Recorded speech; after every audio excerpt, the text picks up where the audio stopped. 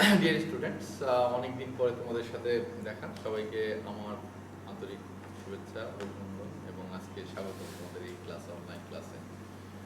করোনাকালীন সময়ে অনেকদিন যাবত আমরা ক্লাসের বাইরে আছি, এই অনলাইনে ক্লাসে আমরা চালাচ্ছি। আচ্ছা, তোমাদের এই শর্ট সিলেবাস দেওয়া হয়েছে, সেই শর্ট সিলেবাসের আলোকে আমি কিছু আলোচনা করবো তোমাদের সবাইকে। তাহলে আমরা প্রথমেই শুরু করি। আমি যে অধ্যায় আজকে পড়াবো, আমি চতুর্থ অধ্যায় তোমাদের পড়াচ্ছিলাম আর কি। যেহেতু শর্ট সিলেবাস থাকবে এবং শর্ট সিলেবাসে আমাদের কলেজে প্রশ্ন হবে, সেহেতু আমরা শর্ট সিলেবাসেই তোমাদের পড়াবো। সবাইকে আমার ক্লাসে তাহলে স্বাগতম। তোমরা জানো আমি হচ্ছে রাজীব কুমার সূত্রধর।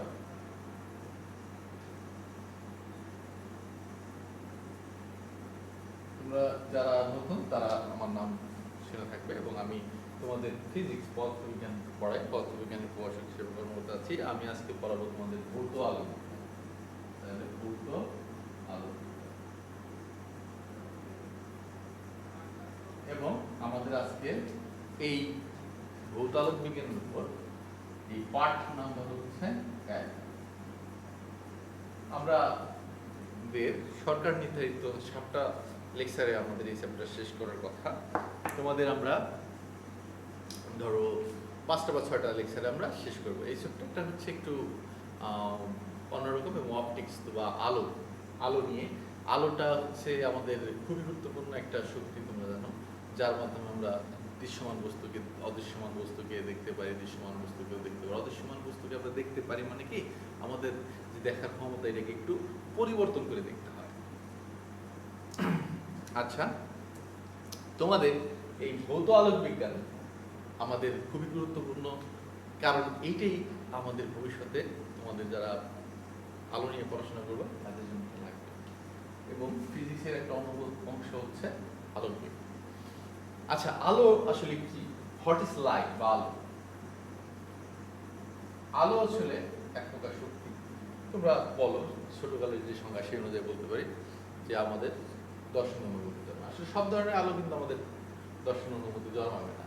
হ্যাঁ, মানুষের দেখার সীমাবদ্ধতা আছে। তাহলে আলোর এখন সংজ্ঞা বলবো কি? আলো এক ধরনের তরঙ্গ। আলোর আসলে কি ধরনের এটা নিয়ে মতভেদ আছে। আলোর তরঙ্গের বা আলোর যে প্রকৃতি, এই সম্পর্কিত 4টা তত্ত্ব আছে। সেই তত্ত্বগুলো আমরা একটু বলি দেখি। তাহলে আলো সম্পর্কিত 4টি তত্ত্ব। প্রথমে হলো কণা তত্ত্ব, যেটা নিউটন আবিষ্কার করেছেন। তারপরে কি, কণা তত্ত্বের পরে আমরা দেখব আমাদের আলোর তরঙ্গ তত্ত্ব, আলোর প্রকৃতি সম্পর্কে তত্ত্ব। এই 4টা ভাগ করি: কণা তত্ত্ব, তরঙ্গ তত্ত্ব,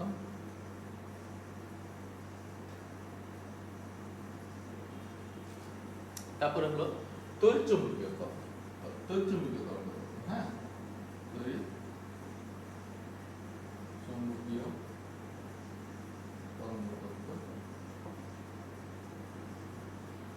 এরপরে আমরা আলোর লাস্ট প্রকৃতি, যেটা আমাদের 1900 সালের দিকে আমরা আবিষ্কার করছি, অর্থাৎ 20 শতাব্দীর প্রথম দিকে, সেই জিনিসটা হচ্ছে আমাদের খুবই গুরুত্বপূর্ণ। এবং এর ভিত্তি করে তোমরা জানো কোয়ান্টাম মেকানিক্স বা আধুনিক পদার্থবিজ্ঞানের সূচনা হয়েছে। কোয়ান্টাম মেকানিক্স হচ্ছে আমাদের এই বিজ্ঞানের, পদার্থবিজ্ঞানের একটা বিশেষ শাখা, বর্তমানে যা নিয়ে অনেক গবেষণা হচ্ছে। হ্যাঁ, তাহলে আমাদের এরপরে হলো তাহলে কণা তরঙ্গ, তারপর আমরা বলবো কি, তাহলে আলোর কোয়ান্টাম তত্ত্ব, বা আমরা বলতে পারি ম্যাক্স প্ল্যাঙ্কের কোয়ান্টাম তত্ত্ব। আছে কোয়ান্টাম তত্ত্ব।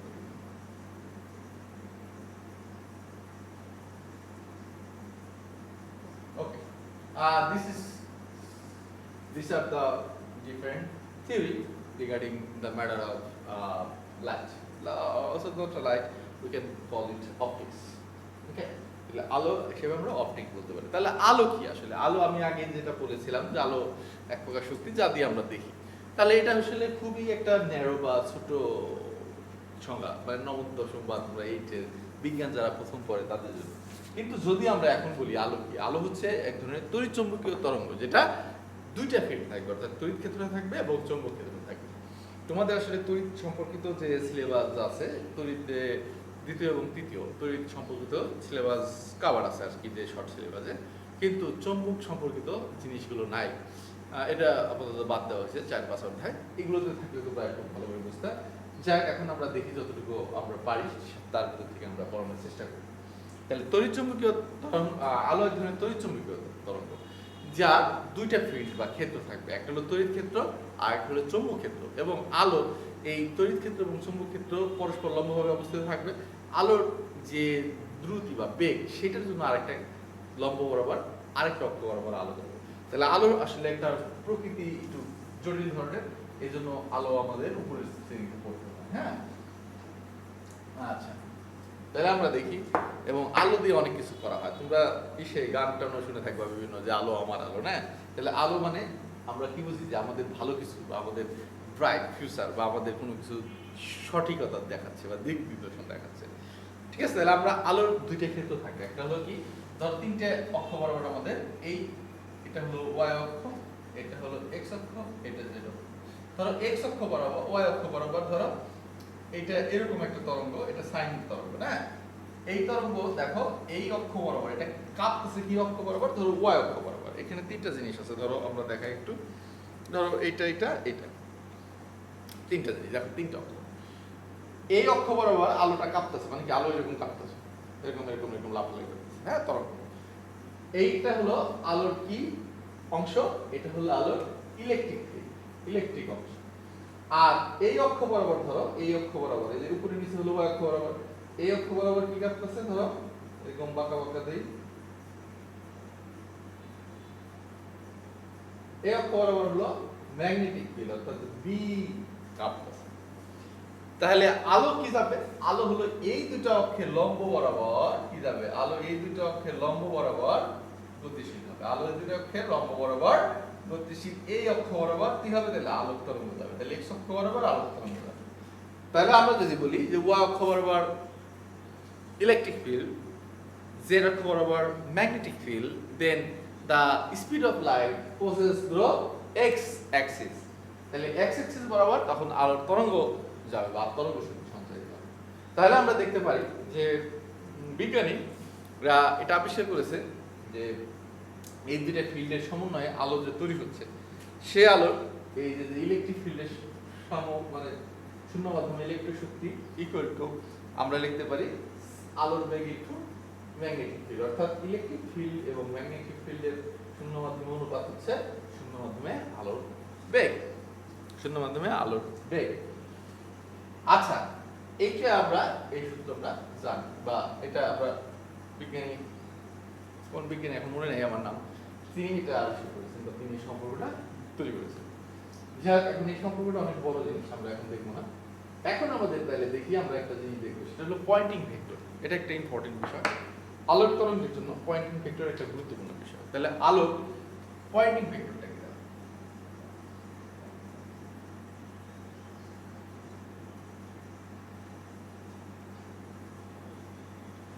তাহলে দেখো ইলেকট্রিক ফিল্ড কোন দিকে যায় বলছিলাম, কেবল ইলেকট্রিক ফিল্ড এদিকে গেল, ম্যাগনেটিক ফিল্ড এদিকে গেল, আর এদিকে গেল কি? আলো।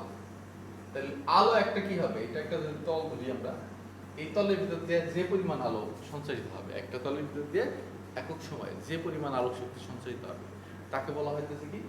Poynting vector. তাহলে পয়েন্টিং ভেক্টর একটা গুরুত্বপূর্ণ বিষয়। আমরা বলবো কি তাহলে, যে এই কোন তড়িৎচুম্বক তরঙ্গের গতিপথের সাথে লম্বভাবে স্থাপিত কোন তড়িৎচুম্বক তরঙ্গ, আলোটা এক ধরনের তড়িৎচুম্বকীয় তরঙ্গ। তাহলে কোন তড়িৎচুম্বকীয় তরঙ্গের সাথে গতিপথের সাথে লম্বভাবে অবস্থিত একক ক্ষেত্রফলের মধ্যে দিয়ে যে পরিমাণ শক্তি সঞ্চারিত হয়, যে একক ক্ষেত্রফলের মধ্যে দিয়ে একক সময়ে, হ্যাঁ এটা বললে একটু ভালো হয়, একক ক্ষেত্রফলের মধ্যে দিয়ে যে পরিমাণ শক্তি সঞ্চারিত হয় তাকে পয়েন্টিং ভেক্টর বলে। হ্যাঁ, তাহলে তাকে পয়েন্টিং ভেক্টর বলে। তাহলে এই আলোক তরঙ্গের সাথে লম্বভাবে অবস্থিত একক ক্ষেত্রফলের মধ্যে দিয়ে যে পরিমাণ শক্তি সঞ্চারিত হয়, সেটাকে আমরা বলতেছি পয়েন্টিং ভেক্টর। তাহলে পয়েন্টিং ভেক্টর দেখো আমরা কি বলি, পয়েন্টিং ভেক্টরের ক্ষেত্রে আমরা তাহলে এইটা দুইটা ইলেকট্রিক ফিল্ড, ম্যাগনেটিক ফিল্ডের তোমরা এটা জানো, এটা হলো বি হলো ম্যাগনেটিক ফিল্ড আর এইচ হলো ম্যাগনেটিক ফিল্ড ইন্টেন্সিটি। সেটা এইচ এবং বি, বিটা হলো কি? এই দুইটার গুণফল, অর্থাৎ B cross H, B cross H, অথবা এটাকে আমরা লিখতে পারি B cross E, E cross H, E. এটাকে আমরা, এটা তো ম্যাগনেটিক ফিল্ডে এইচ আসলো, তাহলে এখানে ই ইলেকট্রিক ইলেকট্রিসিটি ই ই এবং এইচ এর গুণফলের ফলে আমরা যেটা পাবো, ই এবং এইচ এর গুণফলের ফলে আমরা একটা নতুন ভেক্টর পাবো, লম্ব হবে। কারণ কি, ই তো দেখো ই কোন দিকে, ওয়াই অক্ষ বরাবর, এইচ কোন দিকে, এইচ তো বি এর থেকে আসলো, বুঝছো? এইচটা হলো জেড অক্ষ বরাবর, তার লম্ব দিকে গুণফল করলে তোমরা জানো দুইটা ভেক্টরের ক্রস গুণফল করলে কি হয়, আর একটা লম্ব দিকে একক ভেক্টর পাওয়া যায়। তোমরা ছোটবেলায় পড়ে আসছো, মানে ছোটবেলায় মানে ফার্স্ট ইয়ারে, যে এ এবং বি এই দুইটা ভেক্টরের যদি ক্রস গুণফল করি তাহলে এই দিকে অর্থাৎ উপরের দিকে একটা ভেক্টর পাওয়া যায়। তাহলে এই দুইটার ক্রস গুণফল করলে দেখো বি এইচ, এটা হলো বি ছিল, এটা এইচ, এইখানে ক্রস গুণফল করলে পজিটিভ দিকে অর্থাৎ এক্স অক্ষের দিকে একটা ভেক্টর পাওয়া যাবে। এই ভেক্টর কি আসলে একক ভেক্টর পাওয়া যায়, এটাকে বলা হয় পয়েন্টিং ভেক্টর। এখানে একক ভেক্টর বলে নাই তোমাদের যে বইতে পড়া, কিন্তু একক ভেক্টর পাওয়া যাবে, এটাকে বলা হয় পয়েন্টিং ভেক্টর। এখন আমাদের এই পয়েন্টিং ভেক্টর তোমরা পারলা, তারপরে কিছু সূত্র তোমরা জানলা, মানে কিছু সূত্র বলতে আমরা কিছু জিনিস তোমাদের একটু দেখাইলাম, যে ই এবং বি এর থেকে কিভাবে এখান থেকে অঙ্ক আসতে পারে, এখানে যদি মান দেওয়া থাকতে পারে দিয়ে অঙ্ক থাকতে পারে, অথবা তোমাদের এখান থেকে এখানে অঙ্ক থাকতে পারে তোমাদের, হ্যাঁ এগুলো। আচ্ছা, আমরা এখন দেখি যে এই যে আমরা আলো দেখি, আমাদের আলোর একটা সূর্য থেকে যখন আলো আসে, সেই আলোর একটা ক্ষুদ্র অংশ আমরা দেখতে পাই। আমাদের যে অংশটা দেখি সে অংশটাকে বলা হয় দৃশ্যমান আলো। হ্যাঁ, তাহলে আমরা যে অংশটা দেখি সেই অংশটার নাম হলো দৃশ্যমান আলো। এরকম অনেক ধরনের আলো আমরা দেখতে পাই না। ধরো এই যে আমি যে মোবাইলে কথা বলছি, তোমরা কি দেখতে পাচ্ছ, তোমরা শুনতে পাচ্ছ, এবং তোমাদের মোবাইলে যে আবার কি হচ্ছে যে এটাকে এনলার্জ করছো, বা ল্যাপটপে যারা ক্লাস দেখছো ওখান থেকে কি করতেছে, এটা এনলার্জ করে তোমরা এটাকে শব্দ আকারে নিচ্ছে। আমরা এই যে শব্দটা আমার শব্দটার সাথে আলোক তরঙ্গ মিশিয়ে পাঠাচ্ছি, মিশিয়ে তোমার তরঙ্গে পাঠাচ্ছি, তোমার মোবাইল ক্যাচ করে আলোর তরঙ্গটা রেখে দিছে, শব্দ তরঙ্গটা তোমাদের দিয়ে কি করতেছে এবং ইমেজ পাঠাচ্ছে, এভাবে না, ইমেজের একটা তরঙ্গ আকারে পাঠাচ্ছে। যাই হোক, তাহলে তুমি বলো এই যে আমাদের আলোক তরঙ্গটা পাঠাচ্ছি তোমরা কি দেখতে পাচ্ছ? অবভিয়াসলি না। কারণ কি? কারণ হচ্ছে তোমরা দেখো যে এই যে তরঙ্গটা তোমার কাছে আসতেছে, এটা বাতাসে বেশি বেশি আসতেছে, কিন্তু বাতাসের ভিতরে আমাদের এই ক্ষমতা নাই, ভগবান বলো বা আল্লাহ বলো, যে বলো, এই ক্ষমতা নাই যে তিনি আমাদের দিচ্ছেন যে এগুলো আমরা দেখতে পাবো। তাহলে দেখার ক্ষমতা আমাদের ভিতর নাই, অনুপস্থিত। তাহলে আমাদের এই তরঙ্গের যে সূর্য থেকে যে তরঙ্গ আসে, তার যে একটা নির্দিষ্ট তরঙ্গের বিশাল ব্যাপ্তি নিয়ে অঞ্চল আসে, এটাকে বলা হয় তড়িৎচুম্বকীয় স্পেকট্রাম বা তড়িৎচুম্বকীয় বর্ণালী। আচ্ছা, তড়িৎচুম্বকীয় স্পেকট্রাম বা তড়িৎচুম্বকীয় বর্ণালী, এখানে বিভিন্ন ধরনের তরঙ্গ থাকে। এই তরঙ্গকে আমরা নির্দিষ্ট রেঞ্জ আকারে আমরা ভাগ করছি। আমাদের এত বড় যদি হয়, আমাদের দৃশ্যমান আলো এই যে আমরা দেখতে পাই কতটুকু জানো, এই যে এতটুকু জায়গা, তাহলে এইখানে ধরো যে এক হাত জায়গা আছে, এক হাত মানে 18 ইঞ্চি, 18 ইঞ্চির ভিতরে আমরা ধরো আধা ইঞ্চি দেখতে পাই, মানে আমাদের সীমানা এত কম, তার চেয়েও কম জায়গা আমরা খুবই কম অংশ দেখতে পাই। তাহলে মানুষ বলে, গর্ব করে যে মানুষ হচ্ছে অনেক কিছু জানে, এই করে সেই করে, কিন্তু আমাদের ক্ষমতা কিন্তু অত নেই। আমরা হ্যাঁ টেকনোলজির মাধ্যমে এগুলোকে আমরা এখন কি অন্ধকারের অঞ্চলে আমরা দেখতে পারি, বেশি আলো হলেও দেখার ক্ষমতা বানাচ্ছে, এই যে বিভিন্ন দেশ এগুলো নিয়ে গবেষণা করতেছে, যুদ্ধাস্ত্র বানাচ্ছে, না অনেক অনেক অনেক কিছু, যাই হোক আমরা পড়ে দিই। তাহলে এইটা হলো ভিজুয়াল লাইট। আচ্ছা, এটাকে আমরা একটু আমাদের সুবিধার্থে আমরা একটু বড় করে আঁকি, হ্যাঁ, কারণ নাহলে আমাদের বুঝাই যাবে। এখানে ভিজুয়াল লাইট, ভিজুয়াল লাইট মানে দৃশ্যমান আলো। এখানে কয়টা বর্ণালী রেখা আছে, এটাকে আমি যদি একটু বড় করে আঁকাই, এখানে এখানে ধরো এখানে এই জিনিসটাকে এখানে আঁকালাম, এখানে 7টা বর্ণ তোমাদের জানো, মূলক 3 4 1 2 3 4 5 6, এই ধরো আরেকটা আঁকাই, এই 7টা বর্ণ আছে। এই ভিজিবল লাইটে 7টা বর্ণ আছে। তাইলে আমরা যদি শক্তি সবচেয়ে দিকে কম দিই, শক্তি কম মানে কি, ফ্রিকোয়েন্সি কম, ফ্রিকোয়েন্সি কম মানে কি, ল্যাম্বডা বেশি। কারণ আমরা জানি E সমান HF, F মানে HC বাই ল্যাম্বডা, হ্যাঁ এটা তো জানো, C সমান সমান F ল্যাম্বডা। এখান থেকে আমরা মান F এর মান বসাই দিচ্ছি। ওকে, now we start from left side to right side, and right side এ কি F বেশি, F বেশি means কি ল্যাম্বডা কম। আচ্ছা, ল্যাম্বডা কম, তাহলে আমরা এখন এইদিকে ল্যাম্বডা বেশি, শক্তি বেশি। আচ্ছা, আর শক্তি বেশি, সরি শক্তি কম, এইদিকে শক্তি বেশি। শক্তি বেশি কার জানো? বেগুনি। আমরা যে 7টা ধরনের আলো দেখি সেটির জন্য বেগুনি শক্তি বেশি, তরঙ্গ দৈর্ঘ্য বেগুনির কম এই দৃশ্যমান আলোগুলোর মধ্যে।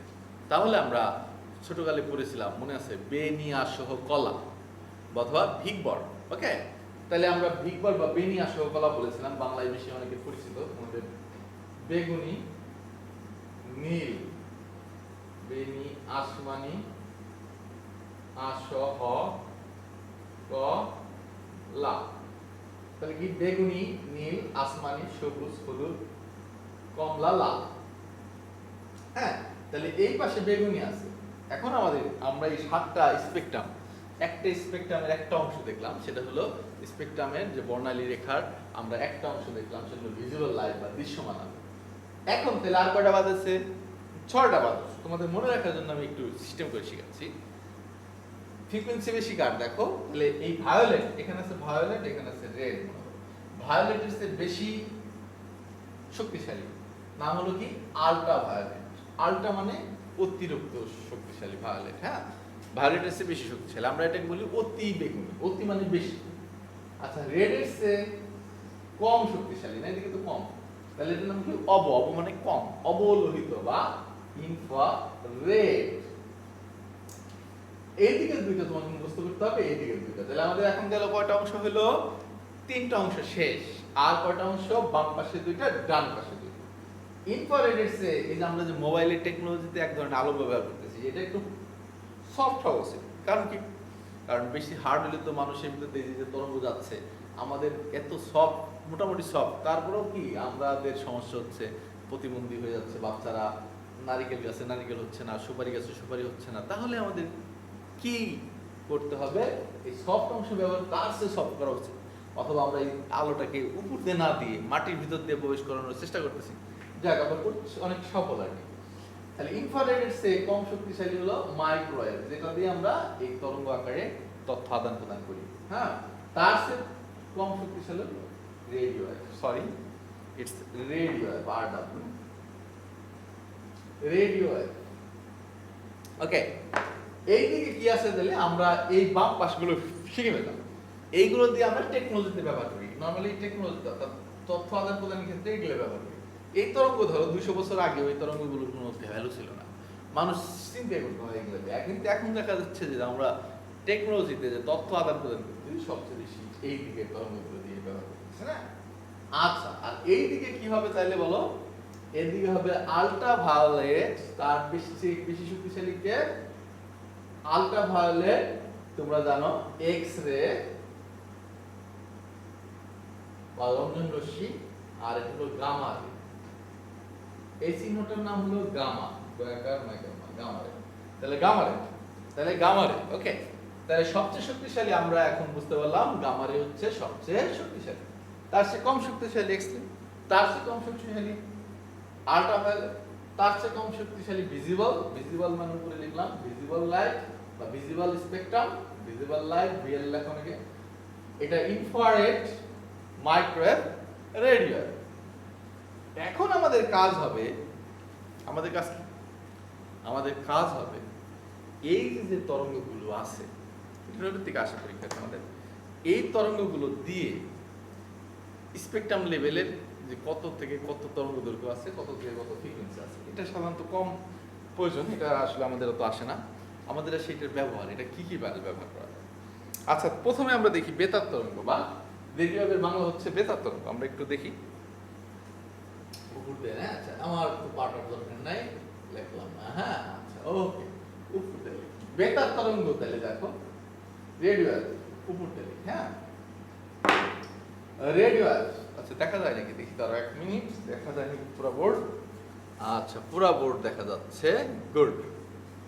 আচ্ছা, তাহলে radio wave, this is fast wave and weak wave. Okay, তাহলে এই রেডিও ওয়েভ তাহলে কত থেকে কত মিটার হতে পারে? এটা আসলে এক এক বইতে এক এক রকম আছে। আমরা একটা এভারেজ, অর্থাৎ এইটা আসলে পরীক্ষা করে দেখা গেছে কি এটা আলোর বিভিন্ন ধরনের শক্তির উপর নির্ভর করে, তো এই জন্য এটা একটু ব্যতিক্রম হতে পারে, একটু, অত বেশি ব্যতিক্রম না। তাহলে এটা হলো 3 মিটার পর্যন্ত আমি দেখেছি। ধরো 3 মিটার হয়, যে যেমন আমরা যে চ্যানেলগুলোতে সংবাদ শুনি, তাহলে এটা কত? 10⁻² মিটার থেকে 3 মিটার বা আরো বেশি, ধরো 10⁶ মিটার। হ্যাঁ, এটা তরঙ্গ। আচ্ছা, কম্পাঙ্ক দেখার দরকার আছে না? নাই। তরঙ্গ দৈর্ঘ্য বের করলে তুমি কম্পাঙ্ক বের করতে পারো। সি সমান আমরা এখান থেকে বের করতে পারো। এর সমান কি হবে? তাহলে c/λ বসা দিলে আসবে, এখানে এলো সবচেয়ে বেশি। হ্যাঁ, তরঙ্গ দৈর্ঘ্য এখানে কম। আর এখানে কি হবে, কম্পাঙ্ক কি হবে বলো? ও এখানে তরঙ্গ দৈর্ঘ্য দিছিলাম, আচ্ছা এটা তরঙ্গ দৈর্ঘ্য দিলাম এই লাইনে আমরা কম্পাঙ্ক দিই, তাহলে ভালো হবে না, এই লাইনে কম্পাঙ্ক। তাহলে এইটুকু থেকে এইটুকুর মধ্যে হচ্ছে কি রেডিয়াস। আচ্ছা যদি আমরা কম্পাঙ্ক অনুসারে দেখি তাহলে 10 টু দি পাওয়ার 2 হার্টজ থেকে 10 টু দি পাওয়ার 10 হার্টজ, তাহলে কি এদিকে হলো 10 টু দি পাওয়ার 10 হার্টজ, এদিকে হলো 10 টু দি পাওয়ার 2 হার্টজ। একক আর লিখবো না পরে, হ্যাঁ। তাহলে এখান থেকে এটুকুর মধ্যে কি আছে, রেডিয়াস আছে। মাইক্রোওয়েভ হবে কি তাহলে বলো দেখি, মাইক্রোওয়েভের পরের অংশ হবে মাইক্রোওয়েভ হবে 10 টু দি পাওয়ার -3 থেকে, কারণ কি এটা এখানে 2 বাই 10 টু দি পাওয়ার -2 লিখবো আমরা।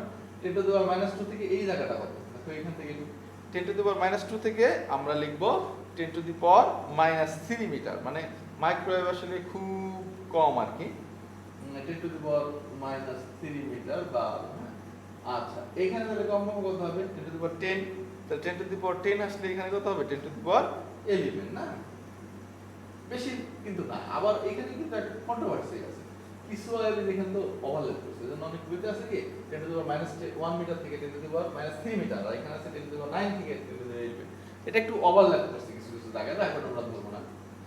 এরপরে এইখানে এখান থেকে এইটুকু হচ্ছে কি হয় ভিজিবল, আচ্ছা দেখো এখন আমরা ভিজিবল এখানে বলছি, এখান থেকে এইটুকু ধরো ইনফ্রারেড, ইনফ্রারেড হচ্ছে কত থেকে কত, তাহলে দেখি আমরা 10 টু দি পাওয়ার -10 থেকে -6 metre, 10 to the power -6 metre. আচ্ছা এখানে তাহলে 10 টু দি পাওয়ার 11 থেকে কি হবে, তাহলে 10 টু দি পাওয়ার 11 থেকে 10 টু দি পাওয়ার 14।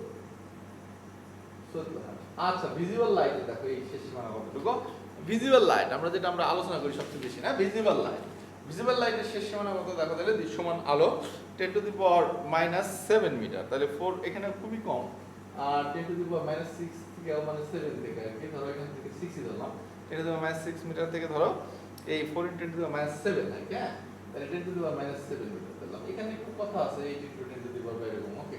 তাহলে এখান থেকে আমরা দেখতে পারি কি 10 টু দি পাওয়ার 14 থেকে তাহলে কি হবে, 10 টু দি পাওয়ার 14 থেকে কি হবে 10 টু দি পাওয়ার 15 হার্টজ, মানে 8 * 10 টু দি পাওয়ার 15 হার্টজ, হ্যাঁ, এইটা ধরো 8 * 10 টু দি পাওয়ার 15 হার্টজ এরকম পাওয়ার মুখস্থ করবে। আচ্ছা তাহলে দেখো তোমরা বেশি কিন্তু দেখলা না, এখানে কিন্তু দেখো 10 to the power 6 8 * 10 to the পাওয়ার -7, তাহলে এখানে 8 থেকে 10 মানে পয়েন্ট সামথিং, দুই ঘরে এক ঘরের কম, হ্যাঁ। এখানে আসবে কত জানো, এখানে আসবে এটাকে ভাগ করলে 8 কে তাহলে 2, আচ্ছা 10 টু দি পাওয়ার 15 আপাতত মনে রাখার জন্য, হ্যাঁ। আচ্ছা দৃশ্যমান বিকিরণের উপর অতি বেগুনি দৃশ্যমান, তাহলে 10 টু দি পাওয়ার থেকে 10 টু দি পাওয়ার 7 থেকে 10 টু দি পাওয়ার কত -9, 10 to the power -9 meter, meter আর লিখবো না, আমি মিটার লিখলাম, ওকে। এইখানে কত হবে, এখানে হলো 10 টু দি পাওয়ার কত 10 টু দি পাওয়ার দৃশ্যমান আলোর পরে আমাদের গেল কি আল্ট্রাভায়োলেট, তাহলে আল্ট্রাভায়োলেট কি হবে, তাহলে এখানে 10 to the power 17, 10 to the power 17, 9 7 17, okay. X-ray, x-ray হচ্ছে কত পর্যন্ত দেখো, এক্স-রে বা অতিবেগুনি 10 to the power -12 metre, 10 to the power -12 metre, দেখছো 9 থেকে 12 এখানে অনেক ব্যবধান, গ্যাপটা বড় না, এখানে কত 10 টু দি পাওয়ার 17 থেকে তাহলে কত আসবে 18 19 20, ঠিক আছে 17 থেকে 20 আসবে। আচ্ছা 17 থেকে 20 আসলো, এইখান থেকে কিন্তু 22 বা 23, তাহলে 10 টু দি পাওয়ার এখানে আসবে কত 10 টু দি পাওয়ার 23 বা 22 বলে, তাহলে এখানে 3, তাহলে এখানে 3 কম হবে, 12 থেকে কত দেবে 15 এরকম আসবে, বুঝছো, তাহলে এত মিটার। তাহলে আমরা বলতে পারি যে এটার তরঙ্গ দৈর্ঘ্য কত 10 টু দি পাওয়ার, এটা মুখস্থ করার দরকার নাই, এটা এমনি জাস্ট মোটামুটি ধারণা থেকে হবে, 10 টু দি পাওয়ার -6 থেকে এটা, এখান থেকে একটু কত থেকে, এখান থেকে একটু কত, এখান থেকে এভাবে আমরা মুখস্থ করব তরঙ্গ দৈর্ঘ্য ফ্রিকোয়েন্সি কত এখান থেকে, ওকে। এখন আমাদের যেটা ইম্পর্টেন্ট সেটা আমাদের একটু মনে রাখা দরকার, সেটা হলো দৃশ্যমান আলোর আবার বিভিন্ন লাল, লাল কত, লালের দেখবা এই ন্যানোমিটারে যদি বলি অ্যাংস্ট্রম মানে কি, এক অ্যাংস্ট্রম কত জানো 10 টু দি পাওয়ার -10, আচ্ছা, আর 1 ন্যানোমিটার মানে কত 10 to the power -9 metre, this is the formula for angstrom আর ন্যানোমিটার। আচ্ছা বেগুনি আলোর তাহলে তরঙ্গ দৈর্ঘ্য কত, বেগুনি দেখো এখানে আমরা তরঙ্গ দৈর্ঘ্য আকারে পরীক্ষায় বেশি আসে, তাহলে 3.8 বা আমরা বলবো অ্যাংস্ট্রম আকারে বলি, হ্যাঁ 3800 অ্যাংস্ট্রম থেকে 3800 অ্যাংস্ট্রম থেকে 3800 অ্যাংস্ট্রম থেকে খুবই কম, আর 4250 অ্যাংস্ট্রম, এটা কত তাহলে এখানে তাহলে 3000, এটা অ্যাংস্ট্রম, তাহলে এদিকে হচ্ছে কি আমাদের তরঙ্গ দৈর্ঘ্য কম না, এটা হলো বেশি, তাহলে এখানে কত 4250 থেকে কত হবে, এটা কত হবে, তাহলে নীল, নীল কত হবে, নীল এখন দেখো নীলেরটা দেখাই, নীল হবে কত 4250 থেকে 4450, 4250 থেকে এই যে এখানে কিন্তু 4250, এদিক কত 4400, 400 বলে বা 450 বলে, ওকে। নীল 4400 থেকে 5000, তাহলে এখানে কিন্তু আসমানিটা অনেক বেশি। এই নীলটা হলো গাঢ় নীল, বুঝছো, মানে আর আসমানিটা হলো হালকা নীল, যেমন আকাশের রং। এটাই আসলে আমরা কিন্তু অনেকে নীল বলি এটাকে, ব্লু, এটা কিন্তু ব্লু, হ্যাঁ। আচ্ছা, এটা কিন্তু ব্লু। আচ্ছা, আমরা এই নীল আর আসমানি অনেকটাই সমস্যা হয়, সমস্যা হয়, এই জন্য আমরা এটা, আচ্ছা এটা আমরা একটু দেখে দিলে আসমানি, তাহলে এটা 4400 গেল। 4400 থেকে আমরা কি করব 5000, তাহলে এখন আমরা দেখবো কত 5000, 5000 অ্যাংস্ট্রম এই পর্যন্ত, হ্যাঁ। 5000 অ্যাংস্ট্রম পুরো হলুদ, সবুজ কিন্তু অনেক বড়, সবুজ অনেক বড়, হ্যাঁ। 5000 থেকে 5700, হ্যাঁ, 5700 বলি বা 5750, 5750, তাহলে কি 5000 থেকে 5750। এখন দেখো আমরা বলতে পারি কি এই হলুদও বড়, হলুদ কত 5750 থেকে 5800, 5750 থেকে 50 থেকে 5850, এটা না সরি, হলুদটা কম, লালটা বেশি, কমলা কত, কমলা হচ্ছে দেখো, কমলা হচ্ছে 5800 থেকে 5850 থেকে এখানে 5850 থেকে এদিকে যাবে, এদিকে হচ্ছে ধরো 6200 বা 6200 ধরো 6200 থেকে 7800, 6200, হ্যাঁ। তাহলে এইখানে লালটা সবচেয়ে বেশি, 6200 থেকে 7800 বা 7600, এটাকে 8000 বলে, অনেকে 8000 কাছে সিস্টেম বলে মুখস্থ রাখার জন্য। লাল আলোটা কিন্তু সবচেয়ে বেশি আমাদের দেখা, এই জন্য দেখো আমরা অন্ধকার হয়ে যায় তখন লাল আলো দেখি, সূর্য যখন উঠে তখন লাল আলো, সূর্য যখন ডুবে তখন লাল আলো, লাল লাল না সব লাল। আচ্ছা, তাহলে আমাদের সবচেয়ে কম এই এরিয়া হচ্ছে নীল এলাকা, আর হলুদ না সবুজ, হলুদও একটু কম, হলুদও কম, আর এইগুলো হচ্ছে কি আমাদের বেশিরভাগই লাল, লাল এলাকাটা অনেক জুড়ে আছে। তাহলে এখন কাজ দেখি, কাজটা কি, প্রথমে দেখো রেডিও দিয়ে কি করি আমরা, ওয়াইফাই বা এগুলা যে রেডিও তরঙ্গ বা আমরা টেলিভিশনের যে তরঙ্গ দেখি সেটা ব্যবহার করি। মাইক্রোওয়েভের ব্যবহার, মাইক্রোওয়েভ কি আমাদের এই যে তথ্য আদান প্রদান, স্যাটেলাইটে আদান প্রদান ইত্যাদি তথ্য আদান প্রদানে আমরা মাইক্রোওয়েভ ব্যবহার করি, হ্যাঁ। ইনফ্রারেড কি, এই যে বাসা বাড়িতে তোমরা কি করো, রিমোট ব্যবহার করো, রিমোটে যে তরঙ্গটা ব্যবহার করো সেটা কি ইনফ্রারেড। তারপরে আবার ওই যে গুলি করার জন্য যখন ওই যে কি করে, ওই যে অনেকে নিশানা ঠিক করে যে ওইখান থেকে একবার অনেক দূর পর্যন্ত লাল আলো যায় পড়ে না, এটা আসলে সোজা পথে চলে, এটা কিন্তু বাঁকা। যাই হোক, এই জন্য এই আলো ইনফ্রারেডে আমরা যে বন্দুক বা অস্ত্র টেকনোলজিতে আমরা ব্যবহার করি।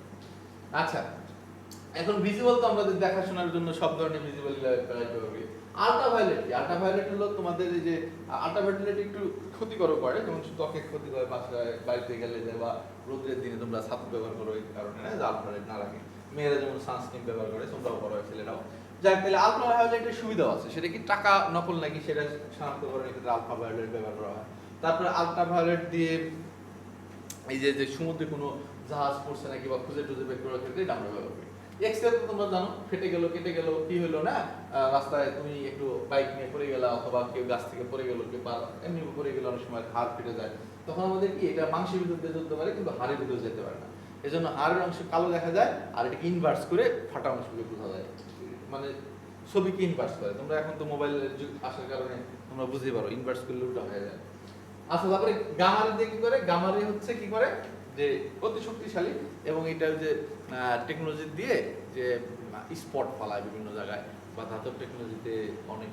আর যদি কেউ ক্যান্সার হয়, তোমাদের জানো এই সকল ব্যবহার করে ক্যান্সার কোষকে ধ্বংস করা হয়। তাহলে এই হচ্ছে আজকে আমাদের প্রথম ক্লাস এই চ্যাপ্টার সম্পর্কিত, এবং বলে রাখি এই চ্যাপ্টারটা কিন্তু একটু ইম্পর্টেন্ট, এবং এই চ্যাপ্টারটা একটু মানে অন্যান্য চ্যাপ্টারের চেয়ে একটু অন্যরকম, এবং এই চ্যাপ্টারটা ভালো করে পড়লে তোমরা ভালো অ্যান্সার করতে পারবে। এখান থেকে এক সেট প্রশ্ন আসবেই, 2 সেট আসার সম্ভাবনা আছে। আর যারা ভবিষ্যতে ভালো করতে চাও, আলো নিয়ে পড়তে চাও, তাদের জন্য এই চ্যাপ্টারটা অবশ্যই পড়া দরকার। অ্যান্সার অ্যান্ড কোশ্চেন সেশন তো নাই, যেহেতু এটা অনলাইন ক্লাসে আমরা ডাইরেক্ট করতেছি। এখন তোমাদের যদি কোনো কোশ্চেন থাকে তাহলে এই ইনবক্সে দিয়ে দিও, অথবা কোশ্চেন সম্পর্কে থাকলে জানাবা, আমি অবশ্যই চেষ্টা করবো অ্যান্সার দিতে। আর তোমাদের আজকে তাহলে এই পর্যন্তই। Thank you.